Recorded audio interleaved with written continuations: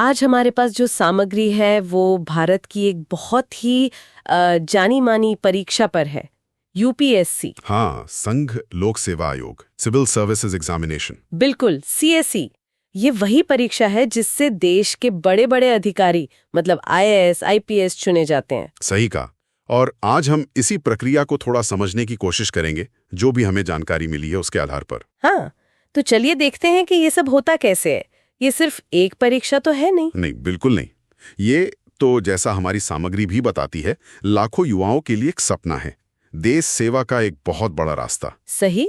तो सबसे पहले ये जो यूपीएससी की परीक्षा है, सीएसई जिसे कहते हैं, इसके जरिए कौन कौन सी सर्विसेज मिलती हैं? आईएएस, आईपीएस तो सब जानते हैं। हाँ, वो तो सबसे पॉपुलर है। आईएएस यानी डिस्ट्रिक्ट मजिस्ट्रेट से लेकर सेक्रेटरी तक। आईपीएस में एसपी से आईजी, डीआईजी, फिर आईएफएस भी है, जो विदेशों में भारत को रिप्रेजेंट करते हैं। अच्छा।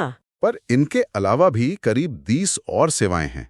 Railways, revenue, audit and accounts, काफी लंबी लिस्ट है। समझ गई।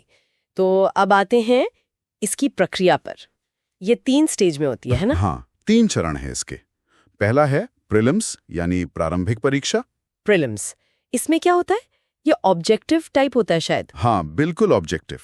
इसमें 2 पेपर होते हैं, एक जनरल स्टडीज यानी जीएस और दूसरा सीसैट। सीसैट वो क्या है? Civil services aptitude test. इसमें मैथ्स, रीजनिंग, कॉम्प्रिहेंशन आता है।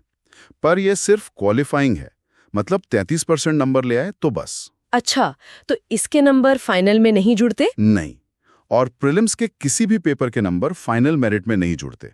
ये बस एक तरह का, आप कह सकते हैं, छांटने का तरीका। हाँ, बिल्कुल। Screening test.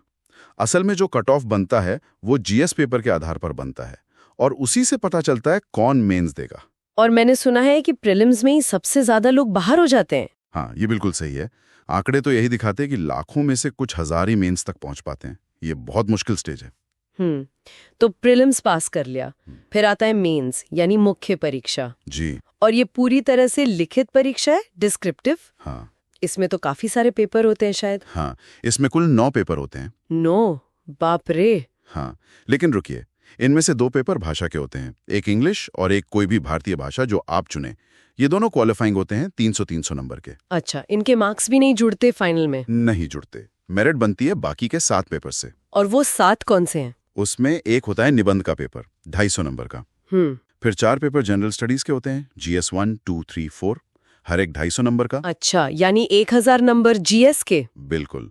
और फिर 2 पेपर होते हैं आपके ऑप्शनल सब्जेक्ट के, मतलब आप एक विषय चुनते हैं और उसके 2 पेपर होते हैं, वो भी 250-250 नंबर के। तो ये हुए 250 निबंध, 1000 जीएस और 500 ऑप्शनल के, कुल 1750 नंबर। एकदम सही।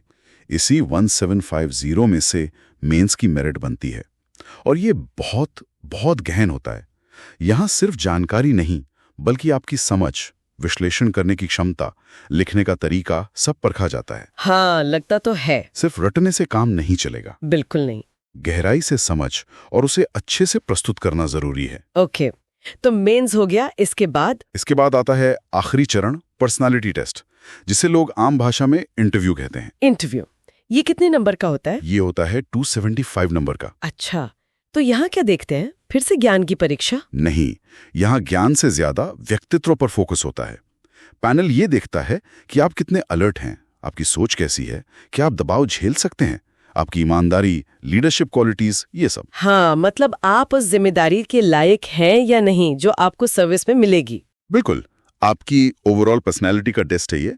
और फाइनल सिलेक्शन जो होता है वो मेंस के 1750 और इंटरव्यू के 275, यानी कुल 2025 नंबरों के आधार पे होता है। पूरी प्रक्रिया वाकई बहुत लंबी और कठिन लगती है। इसकी योग्यता क्या है? कौन दे सकता है परीक्षा? योग्यता बहुत सीधी है। आपको भारत का नागरिक होना चाहिए। ठीक है।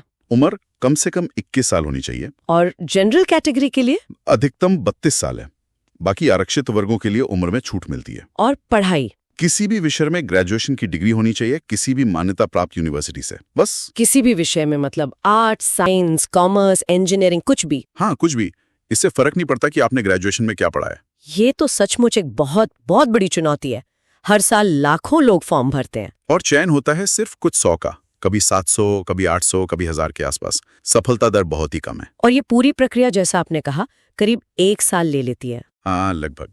प्रीलिम्स अक्सर जून में होता है, फिर मेंस सितंबर या अक्टूबर में, इंटरव्यू अगले साल फरवरी मार्च अप्रैल में, और फाइनल रिजल्ट अप्रैल या मई तक आता है। ये धैर्य की भी परीक्षा है। बिल्कुल।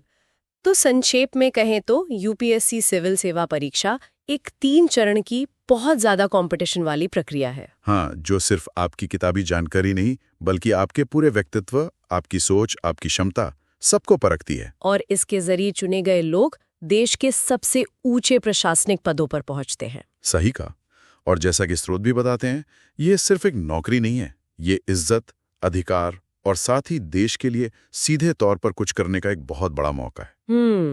ये सोचना भी दिलचस्प है कि इतनी मुश्किल राह चुनने के पीछे लोगों की असली प्रेरणा क्या होती होगी।